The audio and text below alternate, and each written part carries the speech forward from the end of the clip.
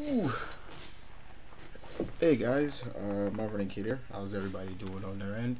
Um, Still doing some more reviews, um, comic reviews. Let's do it. I've done a lot of reading, like I said before, guys, and just putting out these reviews no matter what. You still want to hear them? Fine. Today we're gonna put out the first stack. This stack comes from February 1st. Um, yeah, hope you just enjoy. So we're gonna start off with Marvel and with DC, and we'll talk first about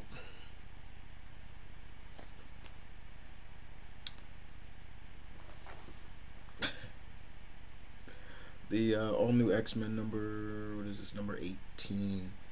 Basically, this is centered all around Cyclops, young Cyclops, how he feels, how uh, the people feel about him, the other, whether it doesn't matter which side. That's pretty much it.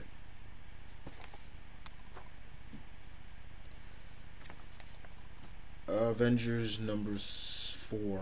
Uh, Mark Wade, Mike Del Mundo. The covers are great. This was all centered around Kang, and that was about it. I didn't really care for it too much. Yeah, me saying that about a Mark Wade book, I didn't care. Let's move on to the next Champions, number 5. This was good. The team is in a small, like, I wouldn't say hick town, but probably, and they're trying to help out. The sheriff is a big bigot and a racist that he is. You know, the stuff he says about um, Hulk and Kamala is crazy. Even Cyclops call him, using that muty term. But outside of that, that was good. But Gwenpool made this book just. I could care less about her. I really could. Kelly Thomas doing Hawkeye number 3. Uh, this was fun. Kate's still on her first case, and it's getting thicker and thicker and thicker. And the last issue we left off on, she was in the clutches of a group of masked individuals that she's been looking into. Finds out that one of them is actually a detective that she knows about. But she does not have her private eye license. So, and she's still looking for her client that hired her. Does she find her? Yeah, but it gets even crazier from there.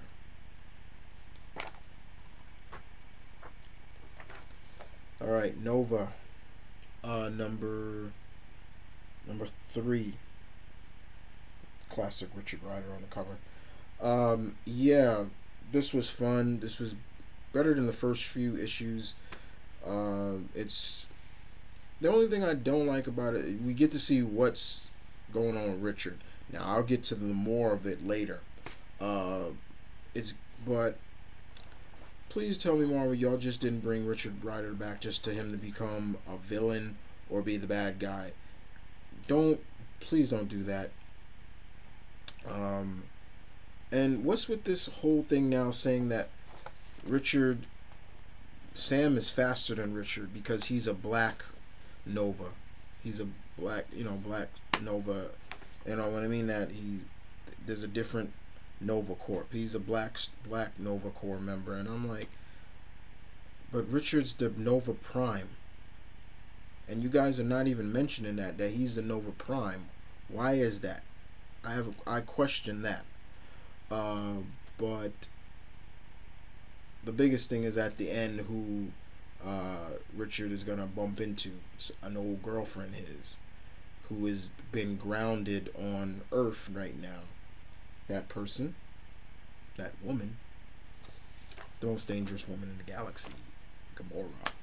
And I will get to that issue when I need to. Star Wars number 28. This continues the story with Yoda. Him learning under those that control the blue rocks and things like that. Still just, when I read these with Yoda, all I hear is Frank Oz voice come out of Yoda, and I will help you. Just, he's sitting at a fire and all these animals come up and he's like, "Fear not, for you are not, fear not. I will not eat you," and things like this. Crazy.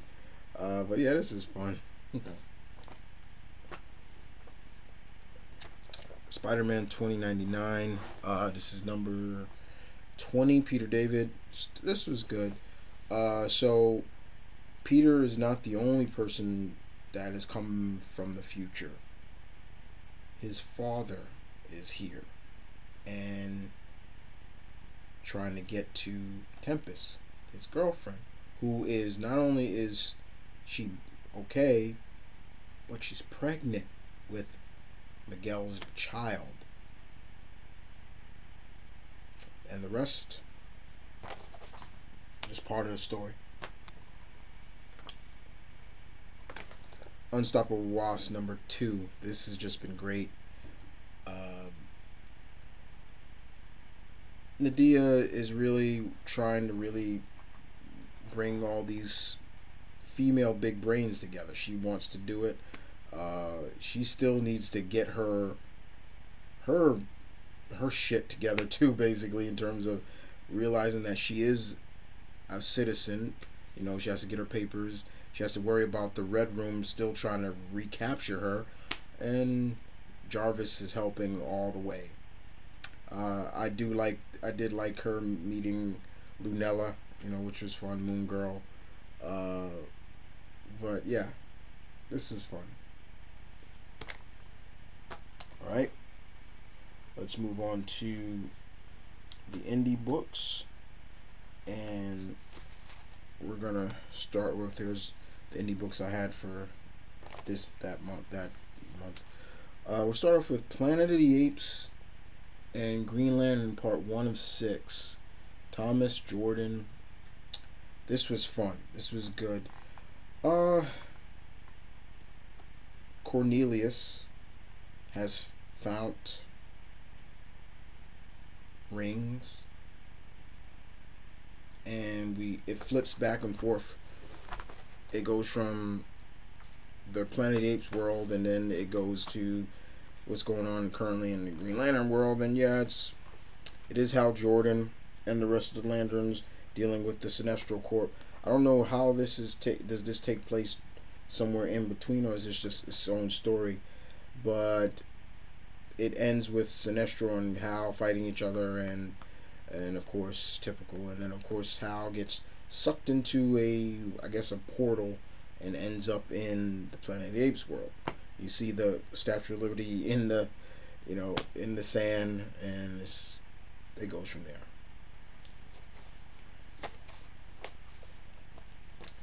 Green Hornet, number 3. Green Hornet, Reign of the Demon, number 3. David List does a great job with this. David List is really just doing a very good job with this. So Britt and Kato have come in contact with the swashbuckler. That's what he calls himself. And he seems to have figured out the Hornet's motive. Like, pose as the bad guy to get close to the bad guys, but he's really the hero. But man, we gotta get this guy away from us, things like that. And of course, still trying to figure out who is kidnapping these women. And Britt and them even come up with the fact that it could be more corruption in the police force itself, as well as finding out who the demon really is, and who he really working for. I'm not gonna spoil who the demon really worked for. But I have read the next issue. This was good. Will Eisner's Baby Spirit, Corpse Maker, Part 1. This was drawn and written by Francisco Frank Frankaville. So it's Frankaville's artwork as well as here. I believe he wrote it too. Yeah, everything. Um, this was fun. Basically, uh, very good storytelling. The artwork fit the character as well, and Will Eisner would have been proud because in this issue alone, there's a um, case that goes on. Uh, the spirit goes to check on the chief. What's going on? The chief basically tells him like, "There's nothing going on. It's just a homeless guy died." Da da da da. And he basically goes on to say, we can solve cases without you, spirit. We don't need you." And after that, it's just him and Ebony White. Uh, his friend, basically saying, "Okay, we got the night off." So Ebony basically is going to meet his cousin. We find out some dark things about his cousin, and the plot thickens from there. Good stuff. All right, this is Ghostbusters Annual. Uh, this was $8 when I bought this thing. I have read the rest of the stuff. So probably out of all the stories that I enjoyed in this was the first story, which I'll explain, and of course the other story of what are the origins of Slimer. Like, what was Slimer before he became a ghost or so? Free floating ectoplasmic class 5, and that was probably the best. The other stories were okay, but this was probably the best. Those were the two best. There were a lot of origins of thinking maybe Slimer was a chef before, and he died of a heart attack. Like, okay, that could, basically explain why he has that big appetite. I thought that was clever. But the other story is basically, where was Winston? Remember in Ghostbusters 2? Where did Winston go? And that was cool. Basically, we get to see where he was during when Ray, Egon, and them were on trial. And oh my God, the Scoleri brothers, things like that. That was pretty much cool. We got to see what happened to Winston, what he was doing, and I thought it was very, like, okay, that I can believe that, and I will say this, it has something to do with the Scoleri family. All right, Faith number 8. Jody Hauser and Joe Esma. This is basically the conclusion, I believe, of this story arc where Faith finally realizes who is manipulating her, why she is seeing ghosts and things like that. And we find out who it is, and it's kind of weird at the same time, but also in the world of Faith, in this world, it's like, I expect it,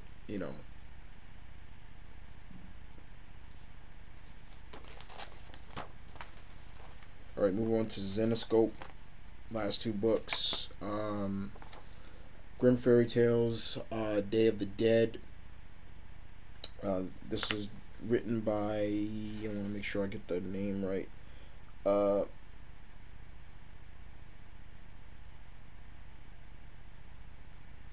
This was, who wrote this? Dawn Marquez. Artwork was done by Alan Ortiro, and basically,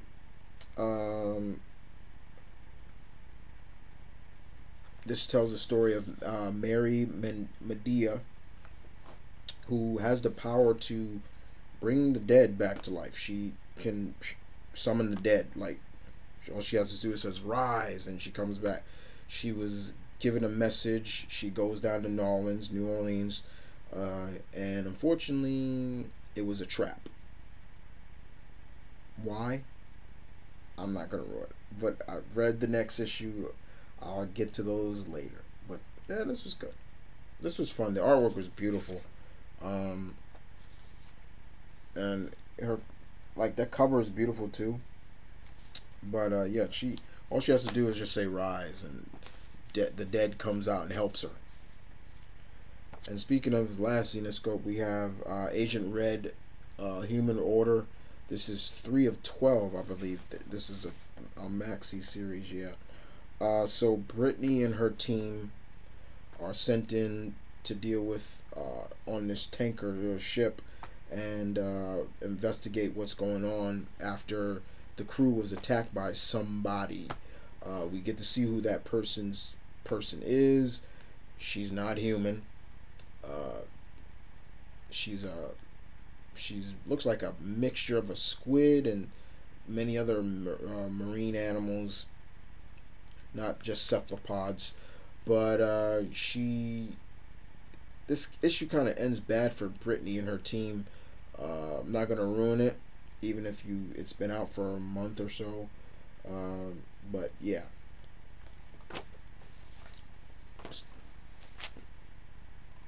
All right. We end this with the DC books. Aquaman number 16. Arthur is in his hometown helping them rebuild, along with some of the high profile Atlanteans. Mira's there, and Mira tells Arthur about what the order said, and she's saying, I can't be your queen, blah blah blah blah. But something's going on with Arthur, like he keeps getting like headaches. It's almost like his something's going on with his telepathy, and we do see that something is going on with him. One of his best friends, who he grew up with and went to school with, confronts him and, tells him some things that she wanted to get off her chest, in terms of, just a lot of things like,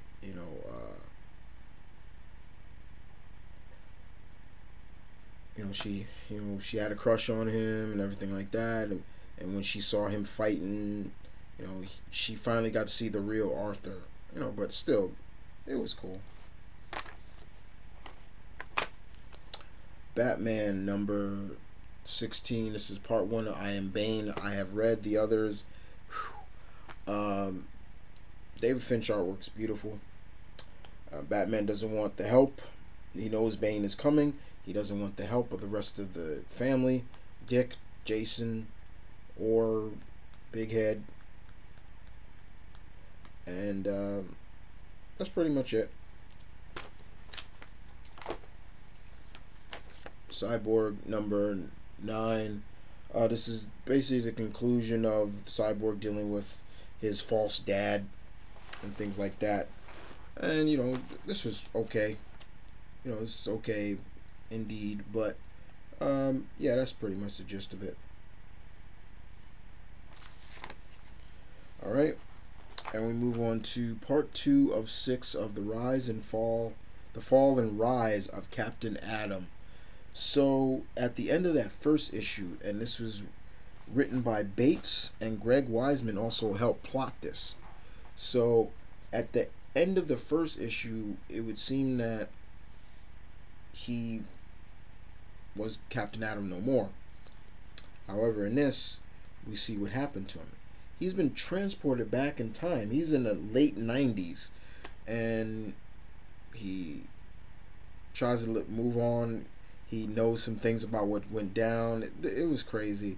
He bet on this for the Super Bowl. He won. To keep it. He took some jobs. He met a woman. Now that he doesn't have his powers anymore, he doesn't have his powers. So he tries to. There was even a scene where he tried to help an innocent bystander who was getting mugged, and these two muggers beat him up. He fell in love. He got married. But he's kind of causing maybe a paradox, and he doesn't even realize it. But cool stuff.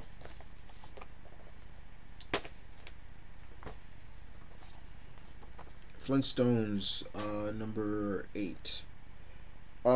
This pretty much was just that Wilma had gone off to see her mother and left Fred. Betty went with her too, and you just get to see like what it's like for Fred and Barney doing everything, pretty much.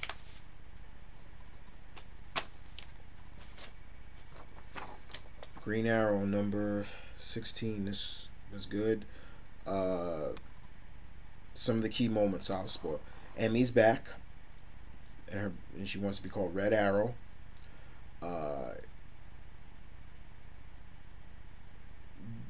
it seems like the people of Seattle are maybe believing, that Ollie's not a killer.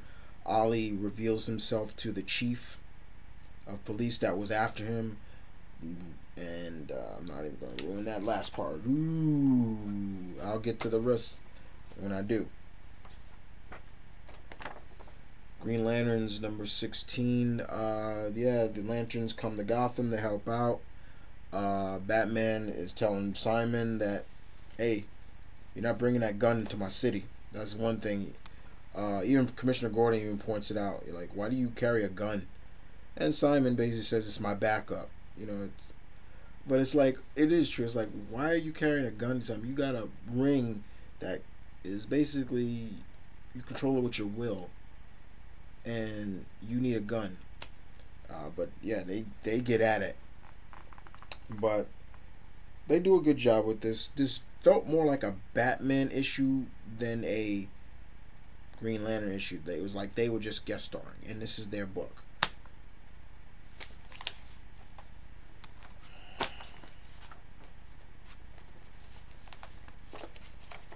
Harley Quinn number 13.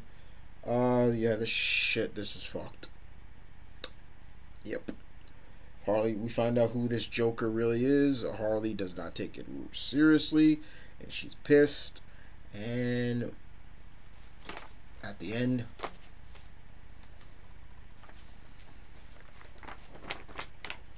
Nightwing number 14. This is basically Nightwing, saving face. Basically also making sure people realize that he's a hero and things like that.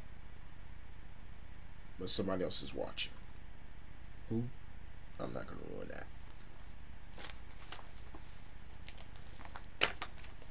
Justice League number 14. Now, I've read the other issues. I will get to this.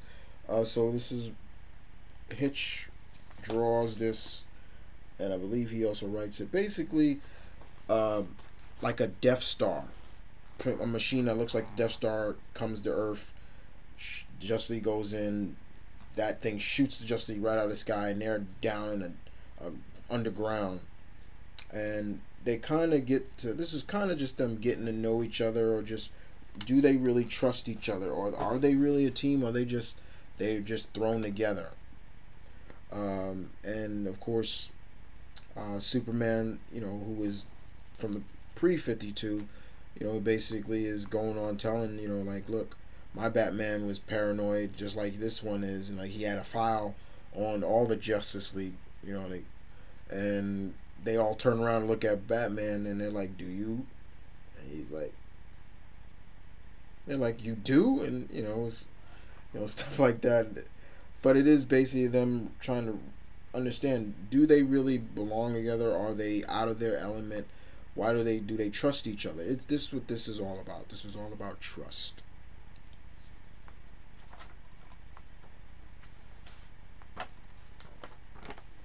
Superman number 16. This is the end of the Superman multiverse like title.